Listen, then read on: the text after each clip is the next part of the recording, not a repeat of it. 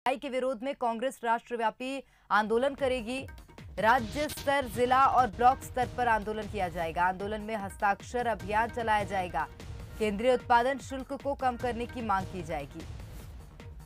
महंगाई के विरोध में राष्ट्रव्यापी आंदोलन होगा कांग्रेस का। राज्य स्तर, जिला और ब्लॉक स्तर पर आंदोलन किया जाएगा। आंदोलन में हस्ताक्षर अभियान चलाया जाएगा। केंद्रीय उत्पादन शुल्क को कम करने की मांग की जाएगी।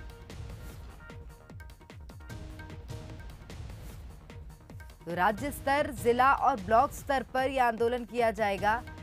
कांग्रेस राष्ट्रव्यापी आंदोलन करने जा रही है। महंगाई के विरोध में यह आंदोलन होगा।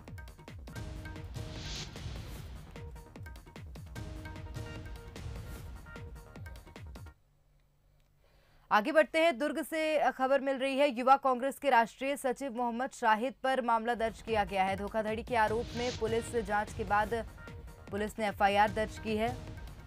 सरकारी नौकरी लगाने के नाम पर 5.5 लाख रुपए लिए गए। नौकरी नहीं लगने पर पुलिस से शिकायत की गई थी। खुर्सीपार के पीड़ित युवक अश्विनी कुमार ने शिकायत की थी। दुर्ग के खुर्सीपार थाना क्षेत्र का मामला है। युवा कांग्रेस के राष्ट्रीय सचिव मोहम्मद शाहिद पर मामला दर्ज किया गया।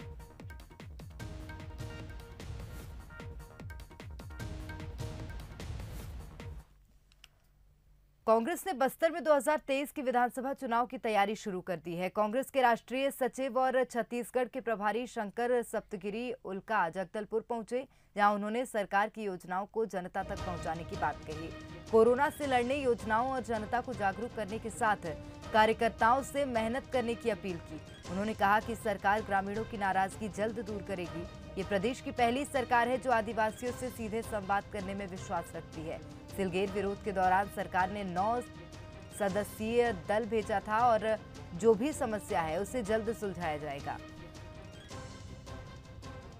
2023 की चुनाव की प्रक्रिया हम लोग शुरू कर दिए। अगली बार फिर से हम लोग सरकार बनाएंगे एंड 2024 में भी कैसे 10-11 सांसद जिता के जाएंगे, उसी का प्रयास अभी से आरंभ हो गया। अब छत्तीसगढ़ शासन का जो विभिन्न कार्यक्रम है वो लोगों तक तो पहुंच पा रही है कि नहीं पा रही है। बाकी कार्यकर्ता में अगर कुछ उनके सवाल है, कुछ उनके सुझाव है या शिकायत है, तो उसको सुन के हम मुख्यमंत्री जी एंड हाईकमान तक पहुंचाने की कोशिश करेंगे। रायपुर में डीएमएफ की शासी परिषद की बैठक हुई, जिसकी अध्यक्षता मंत्री रविंद्र चौबे ने की। बैठक में विकास कार्य को लेकर चर्चा की गई। साथ ही रायपुर में खनिज विकास न्यास के जरिए स्वास्थ्य और शिक्षा विभाग के करीब 5 करोड़ के 10 स्वीकृत कार्य होंगे। तो बता दें कि कोविड-19 की तीसरी लहर की संभावनाओं को रोकने के लिए डीएमएफ की राशि का इस्तेमाल स्वास्थ्य सेवाओं पर करने पर भी बैठक में सहमति बनी है। हमने सुझाव दिए हैं कि डीएमएफ के मद से जो निर्माण के काम किए जा रहे हैं वो निर्माण के काम स्थायी काम होना चाहिए। इसमें अस्थायी कामों में पैसे खर्च कम से कम करना चाहिए, क्योंकि अगर स्थायी निर्माण के काम, क्योंकि इसमें मैक्सिमम पैसे जो खर्च होने हैं वो कोविड से लड़ाई के लिए पैसे खर्च होने हैं, तो उसमें स्थायी निर्माण के काम ज़्यादा से ज़्यादा हों, जिससे कि वो उसकी उपयोगिता हमेशा के लिए हो। कि बहुत से काम सरकार नहीं करवा पा रही है, तो इस बात का हमने सुझाव दिया है। माननीय बृजमोहन जी स्वयं बैठक में उपस्थित थे, विथ एजेंडा उपस्थित थे और उन्होंने अपने बहुत सारे सुझाव भी दिए। उनके सुझावों को हम इस पूरी बैठक में सहमति भी व्यक्त किया गया है। उसके बाद भी अगर यहाँ बैठक से निकलने के बाद उनको आपत्ति होती है, तो मुझे लगता है कि जो प्रतिपक्ष की जिम्मेदारी। और अगली बड़ी खबर भी रायपुर से मिल रही है। पूर्व मुख्यमंत्री रमन सिंह ने पलटवार किया है। कांग्रेस के केंद्रीय नेतृत्व द्वारा प्रदेश सरकार के वादा पूर्ति पर पीठ थपथपाने पर उन्होंने कहा कि इसकी जांच यही नंबर दे रहे, अपनी तारीफ खुद ही कर रहे हैं। छत्तीसगढ़ी में तंज कसते हुए कहा कि बोकरा के रखवारी हर्रा करत है। प्रदेश में किसान, महिलाएं, युवा, हर वर्ग आज परेशान है। जो वादे इनके लिए किए थे वो पूरे नहीं हुए। ऐसी सरकार आज तक नहीं देखी जो सरकार को ही कर्ज में डुबा दे। इनका जांच यही कर रहे हैं, यही नंबर दे रहे हैं। बोकरा की रखवारी हुर्रा करा थे, छत्तीसगढ़ में कहावत है, तो गिनती मिलना नहीं है। ये अपने लोगों की तारीफ करे जा रहे हैं जबकि किसान अलग से परेशान हैं। किसान को 2 साल का बोनस नहीं मिला, युवकों को बेरोजगारी भत्ता नहीं मिला, महिलाओं को शराबबंदी की बात जो वादा किए थे वो नहीं कर पाए, युवकों के लिए जो उन्होंने घोषणा किया था उसका क्रियान्वयन 1 लाख नौकरी का, 2,500 रुपये बेरोजगारी भत्ता का, इन सभी बातों के साथ वृद्धावस्था पेंशन, विकलांग पेंशन, निराश्रित पेंशन, ऐसी कोई भी काम इंफ्रास्ट्रक्चर में तो जीरो हैं। 2.5 साल में विकास के सारे काम ठप हो गए, कर्ज के बोझ में डूबे हुए हैं। ऐसी सरकार आज तक हमने नहीं देखी जो पूरे तरीके से सरकार को कर्ज में डुबा दे। आगे बढ़ते हैं। बिलासपुर में बीते 5 महीनों से कांग्रेस नेताओं की मारपीट सिरदर्द बन गई है और कांग्रेस इस बात से चिंतित भी है, तो वहीं बीजेपी अब इसे मुद्दा बनाकर जनता के बीच माहौल बनाने की तैयारी में है। पहला मामला 4 जनवरी को मुख्यमंत्री के मौजूदगी में विधायक शैलेश पांडे से ब्लॉक अध्यक्ष तैयब हुसैन के बीच जमकर विवाद में सामने आया था। दूसरा मामला बिलासपुर विधानसभा युवक अध्यक्ष शिवा नायडू और युवा नेता ऋषि कश्यप पर दिन दहाड़े दुकान पर कब्जा खाली कराने को लेकर जमकर मारपीट का मामला प्रकाश में आया। तीसरा मामला 19 जून को ब्लॉक अध्यक्ष मोती थावरानी और ट्रैफिक जवान के बीच गाली गलौज का वीडियो वायरल हुआ। अभी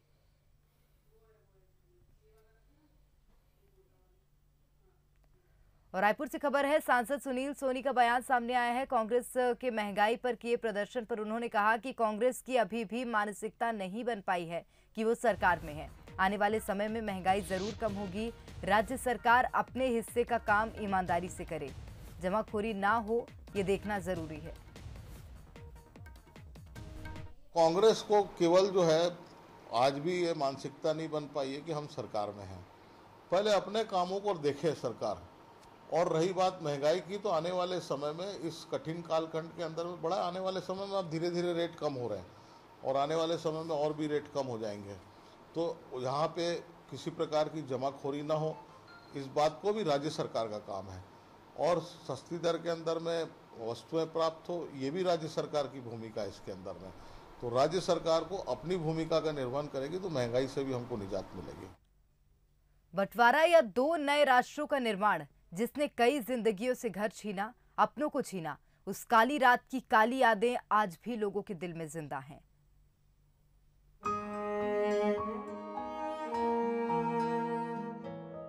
बंटवारे ने कई जिंदगियां तहस नहस कर दी, लिहाजा सिंधु नदी के समीप बसे सिंधी बाशिंदों को अपना आशियाना रातों रात खाली करना पड़ा।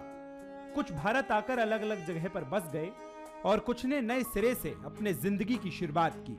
पाकिस्तान में अपना गांव, अपना घर छोड़कर आए लोग आज बुजुर्ग हो गए हैं, लेकिन उनके दिल में आज भी उस रात की स्याह यादें जिंदा हैं। मेरा जन्म तो घोघरा गांव में हुआ था। वहाँ पर भी बहुत परेशानियाँ, मार पीट, इतनी हरा भरा मकान छोड़ के हम लोग आ गए। हम लोग वहाँ से पानी जहाज में बम्बई में छोड़े, प्लेटफार्म में 1 महीना पूरा परिवार प्लेटफार्म में थे। कुछ नहीं लाए, कुछ भी नहीं लाए, बस मेहनत करके जो थोड़ा बहुत खाते थे। वहाँ पर हरा भरा घर छोड़ के ऐसे निकले मारा मारी के कारण। तो बहुत परेशान, मार पीटा, अंदर आते तलवार मारे थे, मेरे सब तो मारे थे। तो हम ले दे तो वहाँ से आए थे, सदार तोट में आए थे हम लोग। सदार तोट में आए थे, पाकिस्तान सदार तोट है ना, वहाँ आए थे। जहाज में चढ़े, रातों रात भजे, जमीन भी थी, सब छोड़ दिए, सोना मोना सब छोड़ दिए। याद आता है कभी कभी, ऐसे ऐसे आराम से बैठो ना, तभी वो दिमाग में बात आती है। डर लगता है ना, अभी भी लगता है डर। बंटवारे का वक्त था जब चारों तरफ दंगों की दहशत थी, जाने जमी की तलाश में थी। एक तरफ पाकिस्तान था तो दूसरी तरफ हिंदुस्तान। अफरा तफरी के बीच जो हाथ लगा, लोग उसे लेकर निकल पड़े थे नई जिंदगी की तलाश में। हिंदुस्तान में आए उस समय में हमारी उम्र करीबन 12 साल थी और मैं दूसरी कक्षा पास किया था। और वहाँ का विभाजन के बाद कुछ माहौल खराब दिखा, इसीलिए हम डर के मारे अपने रिश्तेदारों के साथ में टोली बना के निकले। बंटवारे का जिक्र जब जब होता है दिल सहम जाता है। कई जिंदगियों ने बहुत कुछ खोया है, जिसकी छाप आज भी जिंदा है। बंटवारे का जिक्र होते ही पंजाब और बांग्लादेश के बंटवारे का जिक्र अक्सर होता है। उन बंटवारों को लेकर के कई फिल्में और किताबें भी लिखी जा चुकी हैं। सिंध प्रांत वो प्रांत है जहां पर आज़ादी के बाद हिंसक दंगे हुए। सिंध जो कौम है रातों रात अपना सब कुछ छोड़कर भारत चले आए और भारत में आकर उन्होंने जो संघर्ष के दिन बिताए हैं, वो जो बंटवारे का दर्द झेला है, वो दर्द अब कुछ आँखों में रह गए हैं। हम दिखाना चाहेंगे वो वही आँखें हैं जिन्होंने उस दर्द को देखा है और सहा है, और ये दर्द भी अब धीरे धीरे उम्र के ढलान के साथ धुंधली होती जा रही है। कैमरा पर्सन राहुल के साथ प्रकाश ठाकुर, बंसल न्यूज़, कांकेर। आगे बढ़ते हैं। धमतरी में अपनी मांगों को लेकर बसपा ने बारिश में रैली निकालकर कलेक्ट्रेट में प्रदर्शन किया। बसपा नेताओं का कहना है कि शहर के बठेना वार्ड में संचालित सरकारी स्कूल को सरकार ने इंग्लिश मीडियम में बदल दिया है, जिस पर अधिकारियों ने शहर के छात्र छात्राओं को इंग्लिश मीडियम में प्राथमिकता देकर भर्ती किए जाने का आश्वासन दिया था, लेकिन अब वो इस वादे से मुकर गए हैं। ऐसे में शहर के कई छात्रों का भविष्य अधर में है। वहीं बसपा नेताओं ने मांगे पूरी नहीं होने पर उग्र आंदोलन की चेतावनी दी। बहुजन समाज पार्टी आज हम लोग कलेक्टर महोदय द्वारा माध्यम से हम लोग मुख्यमंत्री भूपेश बघेल को ज्ञापन सौंपने का काम किया जा रहा है, और हमारा मांग है कि जब वहाँ इंग्लिश मीडियम खुला है सरकार द्वारा तो हम लोग स्वागत करते हैं, लेकिन सरकार समान शिक्षा व्यवस्था लागू करे। पूर्व में हिंदी मीडियम जो स्कूल था उसको बंद कर दिया गया है, लेकिन उससे पहले सरकार ने आश्वासन दिया था स्थानीय अधिकारियों द्वारा कि स्थानीय सरदार वल्लभ भाई पटेल और बठेना वार्ड के जो गरीब बच्चे हैं उसको प्राथमिकता दिया जाएगा, लेकिन लॉटरी सिस्टम की वजह से स्थानीय बच्चों को अभी तक वहां प्रवेश नहीं दिया गया है। बठेना में शासकीय स्कूल बठेना ये नया संस्था खुला हुआ है, जिसमें ये लोग जो चाह रहे हैं कि उस मोहल्ले के जितने भी छात्र हैं उन लोग को जो है बिना शर्त के पूरा जो है उनको एडमिशन दिया जाए। लेकिन क्या है, वहाँ पर एक निश्चित नियम है और नियम के तहत ही उनको जो है वहाँ पर दाखिला मिल सकता है। और इनकी मांग को देखते हुए जो है लगता है कि जो है गरीब लोग हैं तो इस बात को हम ऊपर तक ले जाएंगे। और बीजापुर में बुनियादी सुविधाओं के अभाव में ग्रामीणों ने रैली निकालकर विरोध जताया। इस दौरान प्रदर्शनकारियों ने सरकार के खिलाफ जमकर नारेबाजी की। ग्रामीणों ने प्रशासन को ज्ञापन सौंपते हुए कहा कि अगर उनकी मांगें पूरी नहीं होती तो जल्द उग्र आंदोलन किया जाएगा। ग्रामीणों की मांग है कि पुलिस कैंप को जल्द बंद किया जाए, साथ ही गांवों में अस्पताल, स्कूल, राशन दुकानें जल्द खोली जाएं। वही गांव जैसे पुसनर गांव में नया कैंप और रोड नहीं चाहिए बिल्कुल। अच्छा, और स्कूल अस्पताल से कुछ? जी, स्कूल अस्पताल चाहिए। अच्छा, तो ये सभी गांव वाले का मांग है जी। आज ज्ञापन उपन दिए हो? जी, दिए हैं सर। आगे बढ़ते हैं। सरगुजा में खनिज विभाग में भ्रष्टाचार का मामला सामने आया है। खनिज विभाग में पदस्थ एक महिला कर्मचारी खुलेआम रिश्वत मांगते नजर आ रही है, जिसका वीडियो सोशल मीडिया पर वायरल हो रहा है। वीडियो में खनिज विभाग के डिप्टी डायरेक्टर कार्यालय में पदस्थ महिला कर्मचारी अपना हिस्सा मांगते नजर आ रही है। अवैध वसूली का वीडियो सामने आने के बाद कलेक्टर संजीव झा ने मामले को संज्ञान में लेते हुए 3 कर्मचारियों को तत्काल प्रभाव से निलंबित कर दिया। तो ये गाड़ी वालों से सबसे तुम हम लोगों को हिस्सा भी लियो 7-7 हज़ार रुपये। तुम बोले सबको देना, तुम बोले सबको देना है।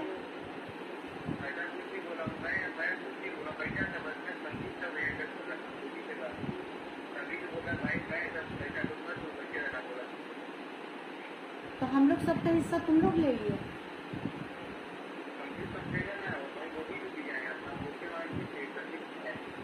तुम नहीं लिए हो 7-7 हज़ार रुपये।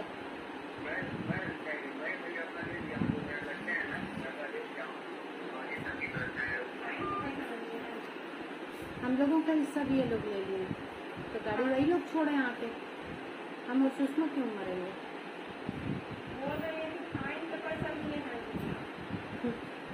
सुषमा बोली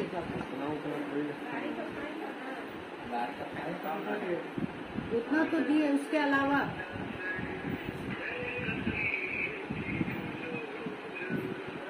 सबका पैसा ना सबके टेबल में।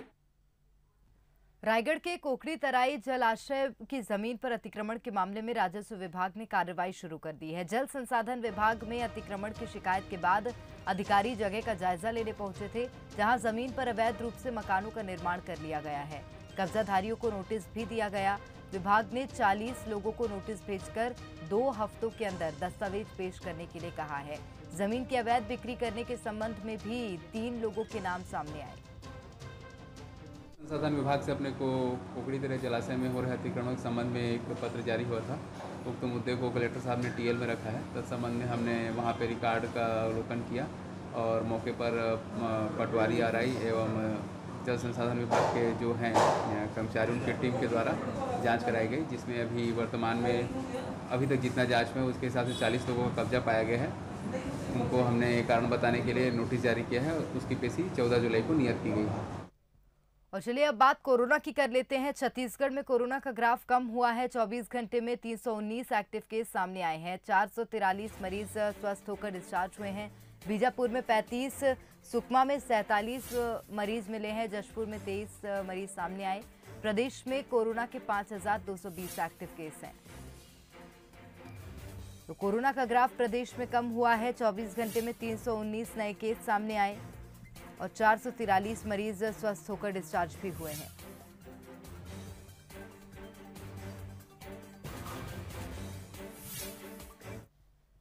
गरीबों को रोजगार उपलब्ध कराने के लिए शासन ने रोजगार गारंटी योजना शुरू की, लेकिन इसके तहत मजदूरी करने वालों को समय पर भुगतान नहीं किया जा रहा है। ऐसे में आर्थिक तंगी से जूझ रहे एक युवक ने परेशान होकर आत्महत्या कर ली। मामला महासमुंद के बागबहारा ब्लॉक की खल्लारी ग्राम पंचायत का है। मृतक के परिजन का कहना है कि युवक ने रोजगार गारंटी योजना के तहत तालाब गहरीकरण में 30 सप्ताह काम किया। भुगतान के लिए उसने रोजगार सहायक से संपर्क किया तो उसने हर बार बात टाल दी और युवक को धमकी भी दी, जिससे परेशान युवक ने आत्महत्या कर ली। वहीं मामले में थाना प्रभारी ने जांच के बाद कार्रवाई का आश्वासन दिया। 28,000 के आसपास होता है पैसा।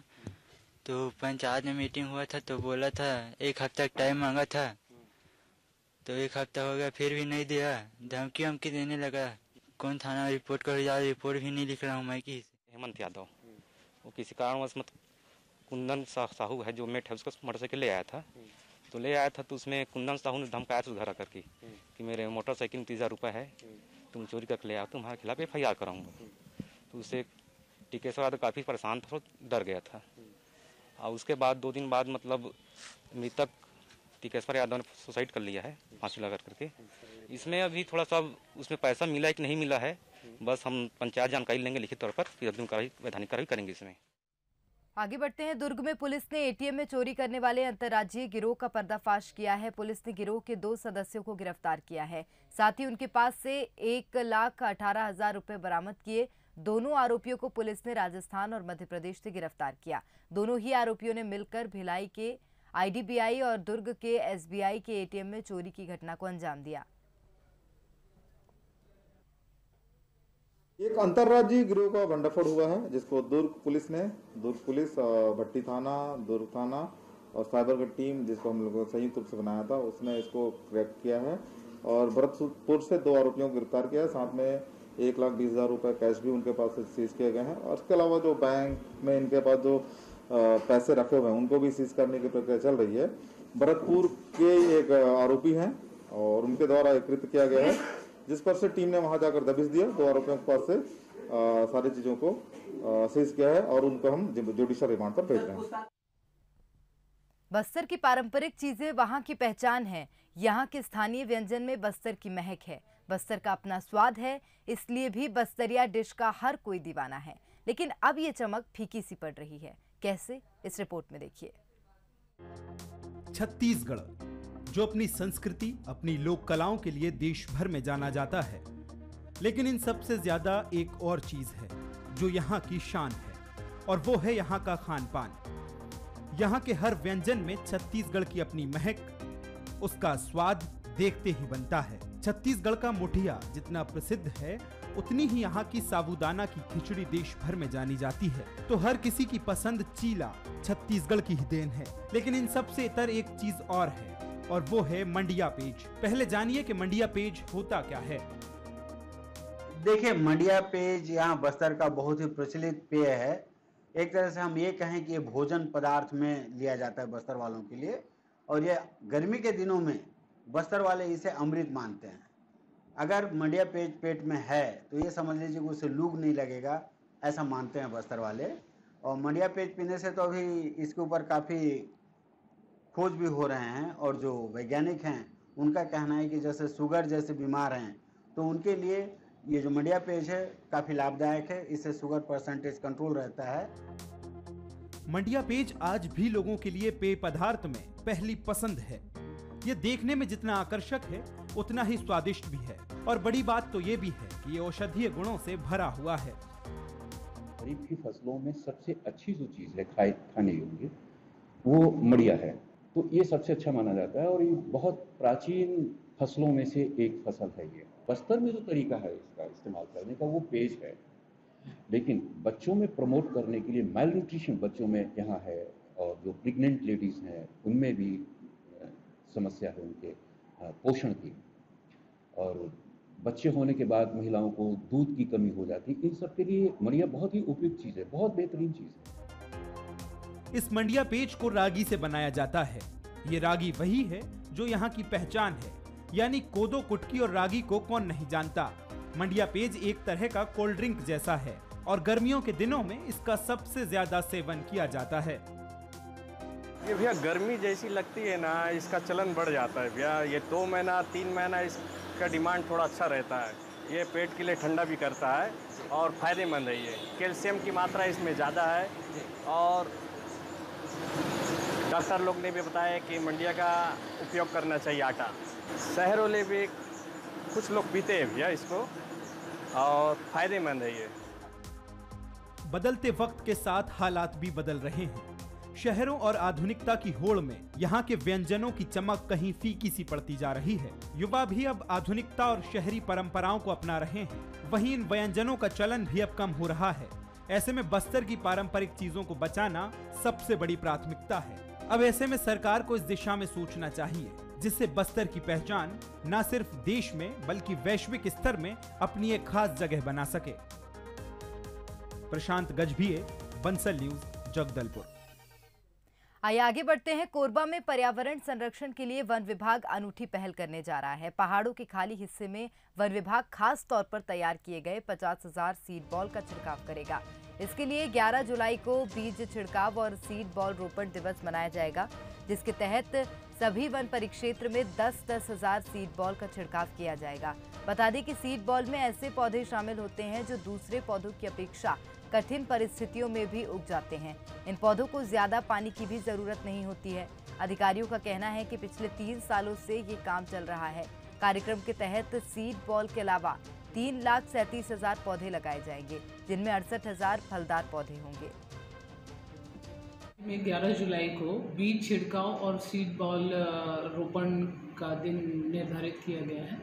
इसमें जो है सीड बॉल टेक्निक के अंदर जो बीज होते हैं उनको उपजाऊ मिट्टी, वर्मी और कोयले के चूरे के साथ गोल बना करके सुखाया जाता है, क्योंकि वो दुर्गम क्षेत्र होते हैं तो वो वहाँ पे फिर वो बच जाते हैं। और हमारे राज्य में विगत 3 वर्षों से की जा रही है, और इसके